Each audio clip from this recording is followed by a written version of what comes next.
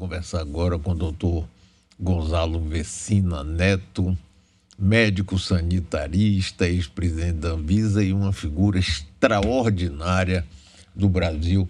Doutor Gonzalo, prazer enorme, viu? Tudo bem com você? Vamos levando aqui, Mário. Prazer é meu de estar aqui com você e com a sua audiência.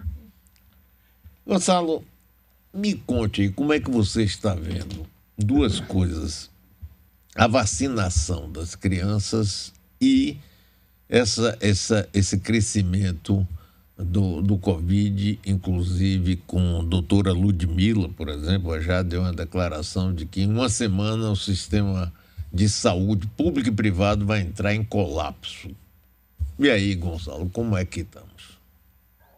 Eu acho que as duas coisas não vão bem, né? A vacinação infantil passou pelo processo de decisão que parecia que ia engasgar lá no Ministério da Saúde, no que diz respeito à aceitação da vacinação de crianças, conseguiu passar.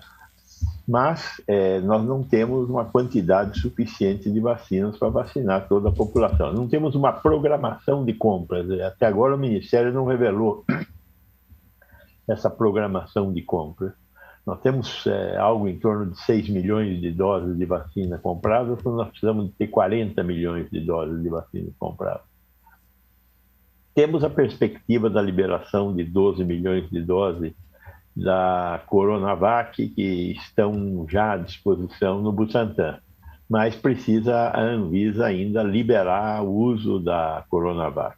Então aí não vamos bem, mas poderíamos estar bem pior, andamos um pouquinho pelo menos. E precisamos vacinar as crianças. Temos muitas crianças neste momento, temos muitas crianças no Brasil internadas por Covid.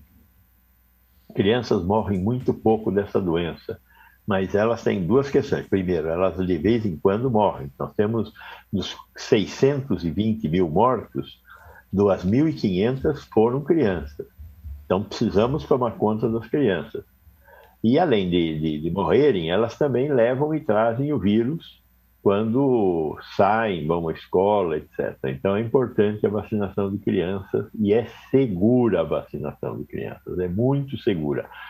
Os países desenvolvidos que já estão mais avançados do que nós na utilização de vacinas para crianças estão demonstrando a segurança da utilização dessas vacinas. Os Estados Unidos têm 8 milhões de doses aplicadas, 11 casos revertidos de miocardite. Então, não há razão para não tomar a vacina. O segundo problema é um problema um pouco mais complicado. Eu acho que a doutora Ludmila está próxima da verdade. Espero que não, mas é muito difícil que não aconteça. O problema todo é essa variante Ômicron, ela é muito, muito infecciosa. Ela se dissemina muito rapidamente. Ela se espalha muito violentamente. Nossa, estamos tendo por dia no mundo milhões de casos novos, né? E o Brasil está indo com uma velocidade adequada à velocidade que nós temos visto na Europa, nos Estados Unidos e na própria África, né? Um crescimento assustador de casos. Por um lado, tem uma sorte aí, é que os casos não são tão graves, são casos mais brandos. A Omicron, ela não atinge os pulmões da forma que as outras variantes atingiam os pulmões. As outras variantes atingiam o pulmão inteiro e produziam rapidamente uma insuficiência respiratória que nos fazia falar: se você está com sintomas gripais, vá para o hospital, porque de repente você entra em insuficiência respiratória e nem percebeu. Agora, a variante Omicron sofreu mutações que não permitem que ela mergulhe nas células baixas dos alvéolos e dos bronquíolos no pulmão. Ela fica na árvore traqueal, na árvore bronquial alta, o que é uma doença muito parecida com uma gripe. Uma boa gripe, mas não mais do que uma gripe. Também diminuiu a capacidade de invasão do sistema neurológico, temos menos efeitos cardíacos e renais. Então, é uma doença mais branda, mas pega muita gente. Então, o que a doutora Ludmila está propondo é o seguinte: é uma combinação de uma doença que pega muita gente, por um lado, e ao pegar muita gente, pega profissionais de saúde. E o que nós estamos vendo agora é muita gente na saúde pública se afastando. O Rio de Janeiro, por esses dias, tinha mais de 5% dos seus trabalhadores de saúde afastados e com tendência de crescimento. Voos sendo cancelados por falta de tripulantes. Nós também, na área da saúde, um sujeito que está com Covid não pode, mesmo que esteja com a Covid branda, ele não pode ir trabalhar porque ele vai disseminar a doença. Sim. Essa doença, quando você tem, você espalha. Então, ao ter os primeiros sintomas de gripe, tem que ser afastado. Eu não sei se é gripe ou se é H3N2, mas, na dúvida, eu afasto, porque tanto uma quanto a outra são infecciosas, doenças infecciosas. A H3N2, ela também pode dar alguns quadros um pouco mais graves e ela também mata, principalmente, as pessoas debilitadas, os idosos, as crianças e os portadores de comorbidade. Então, o que a doutora Ludmila está vendo é esse acúmulo dessas duas coisas, né? Muitos casos, outros casos em profissionais da saúde, diminuindo a nossa capacidade de atender a população. É isso, Mário. Doutor Gonçalo, veja o seguinte, nós estamos prestes, talvez, a ter um lockdown, já está havendo em vários setores, várias agências bancárias, 630 voos, sem precisar de um decreto de prefeitos e governadores, nem o presidente ficar usando isso como, que o Supremo fez aquela coisa toda. Não é? Felizmente, agora eu fico imaginando, doutor Gonçalo, se a primeira cepa que chegou tivesse essa capacidade de transmitir tudo, a gente ia ter cadáver na rua, porque não ia ter nada para segurar, você acha? Você veja bem, no Equador, nós chegamos a essa condição. Eu me lembro. O Equador, com a variante Gama circulando, e com um sistema de saúde muito ruim, lá não tem SUS, as pessoas estavam sendo jogadas na rua. Nós não chegamos a isso graças à existência do SUS, porque a variante Gama, ela não era tão infecciosa, mas era muito letal. Então ela matou muita gente com um nível de infectividade menor do que a variante Ômicron. A variante Ômicron pega muito mais gente, mas é mais branda. Tem uma questão aí no meio, Mário, que até eu tenho procurado falar, que é o seguinte: você está com gripe ou está com sintomas gripais, dor de cabeça, dores no corpo, dor de garganta é muito frequente, tosse. A gripe também pode dar um quadro de diarreia, ânsia, de vômito, essas coisas. Então você tem um quadro desse tipo. Não está numa situação muito ruim, mas está numa situação ruim. Aí você quer saber o que você tem. O jeito de saber o que você tem é fazendo o teste. Então você não tem dinheiro para ir na farmácia, vai no hospital. No hospital tem uma fila de 6 horas para ser atendido. No hospital, na UPA, na UBS, tem uma fila de 6 horas para ser atendido. E lá está cheio de gente que tem ou H3N2 ou Ômicron. Agora, se você souber o que você tem, o que muda? Não muda nada. Quer dizer, se você tiver gripe, H3N2 vai tratar como gripe. Se você tiver Ômicron, vai tratar como Ômicron. Então, saber o que você tem não melhora o seu quadro clínico. E se você tem qualquer uma das duas condições, você está espirrando, não sei o que, não sei quanto, você tem que se isolar. Então, o isolamento é regra para as duas doenças.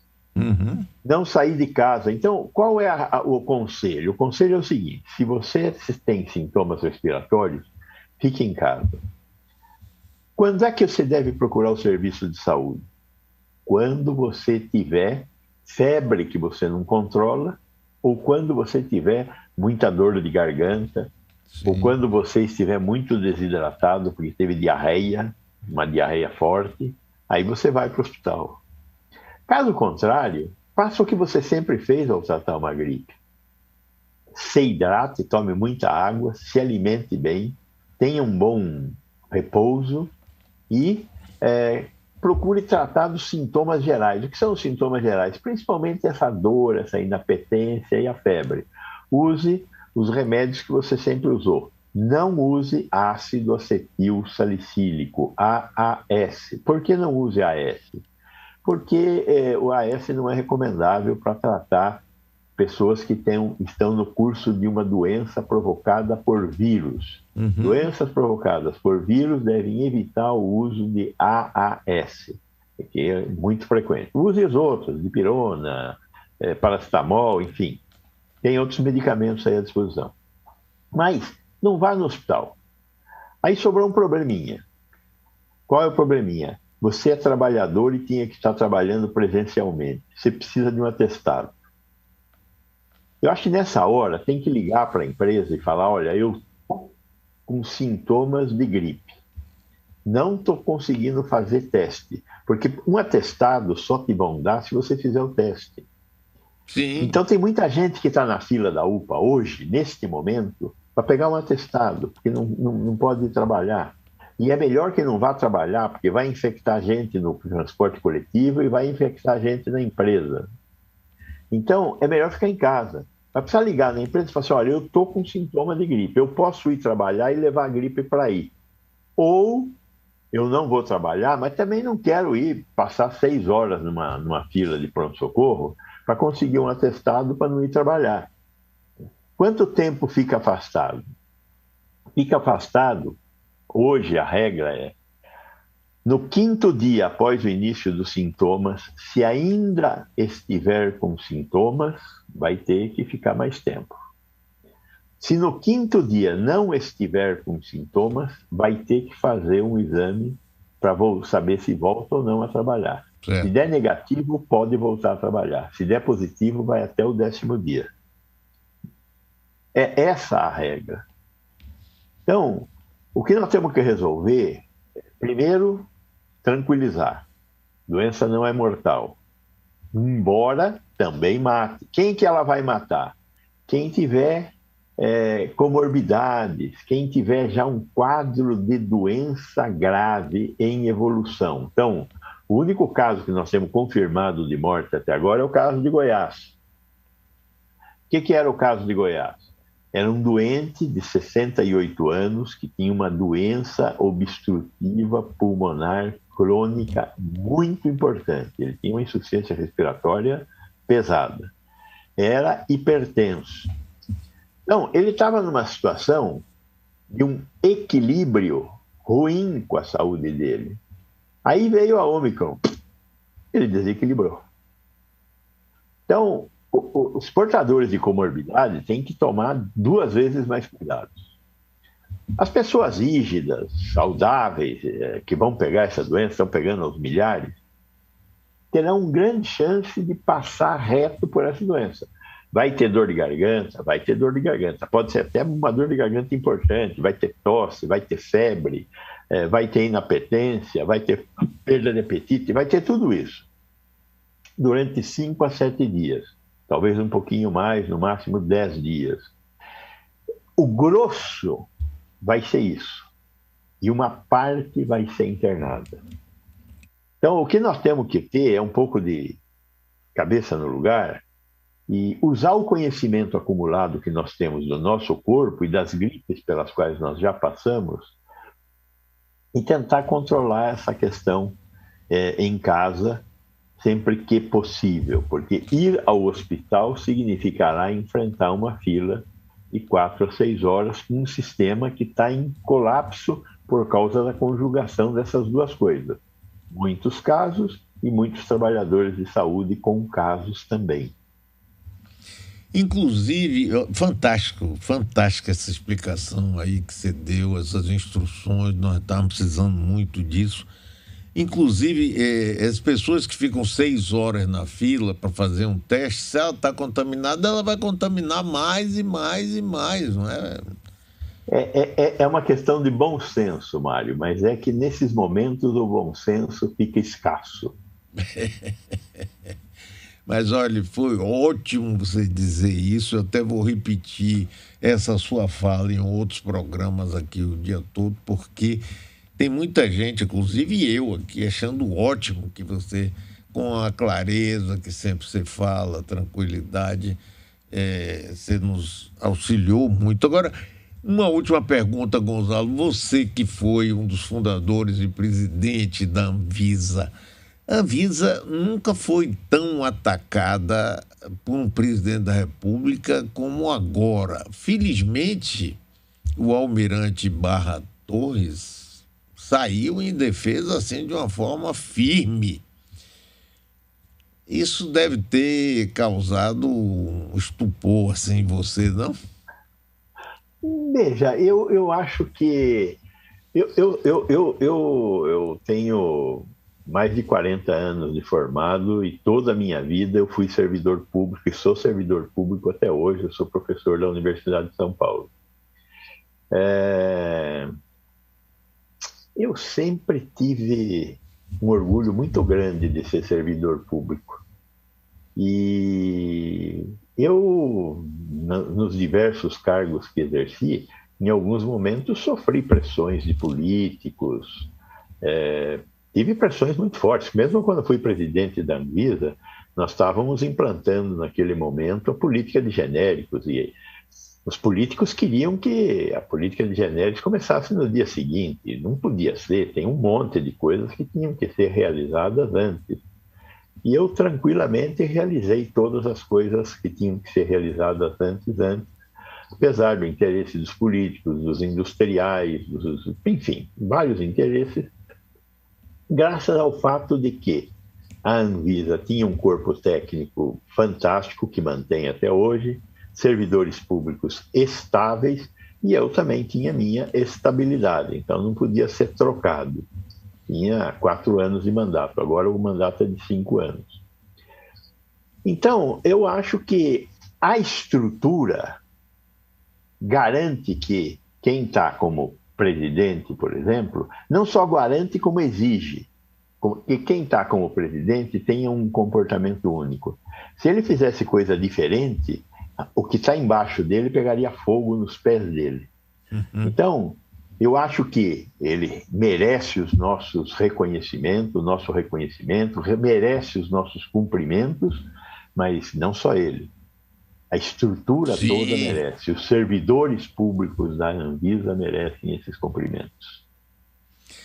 E você, Gonzalo, eu acompanho sua carreira há muito tempo, sei que a sua ligação com a saúde pública, com o SUS, com a Anvisa, sempre foi extremamente importante. E o Brasil, rapaz, por incrível que pareça, um país subdesenvolvido, com milhares de problemas, tem uma estrutura do SUS, tem um programa de imunização, tem uma Anvisa, quer dizer, tem setores assim de alta qualidade e profissionalismo, e você foi um dos responsáveis principais por isso tudo. Então, você merece o nosso reconhecimento, sabe, a admiração, o carinho enorme que eu tenho pela sua figura e pelo seu trabalho. Muito obrigado, Gonzalo. O SUS é uma construção dos brasileiros. Eu participei dela. Sim, participou. E é fundamental que a gente continue participando. O SUS foi quem nos salvou nessa situação. Veja, o ano passado, 2020, o orçamento do Ministério da Saúde foi 160 bilhões de reais. Este ano não chega a 130 bilhões de reais. Reduziu em 30 bilhões o orçamento do Ministério da Saúde neste ano. No entanto, nenhum tostão dos juros que o Brasil tem que pagar para a dívida pública foi atrasado. A saúde pública perdeu 30 bilhões em 160. Os juros dos empréstimos para manter a forma como o governo está governando o Brasil está sendo pago em dia. Então, esses valores nós temos que revisitar. Nós temos que exigir dos nossos governantes que os recursos que vêm do nosso bolso, que são os nossos impostos, sejam usados para que nós sejamos melhor tratados, para que não exista o que está existindo nesse momento, que é fome. O brasileiro está com fome por falta de dinheiro, por falta do estado em que está a economia. Mas os juros das dívidas financeiras do Estado brasileiro estão sendo religiosamente pagos. Mas os investimentos públicos necessários para uma vida melhor para o brasileiro, não. Não estou dizendo que uma coisa tem que anular a outra, mas as duas têm que estar um pouco mais harmoniosas do que estão hoje em dia. Nós temos que lutar por isso, para ter um SUS melhor e uma sociedade mais igual. Sem dúvida, estamos juntos nessa luta também. Um grande abraço, doutor Gonzalo, muito obrigado, adoro conversar com você e os baianos também, viu? Muito obrigado, é um prazer imenso estar aqui com você, Mário, e mais uma vez te cumprimento pela importância de levar informação para os nossos ouvintes.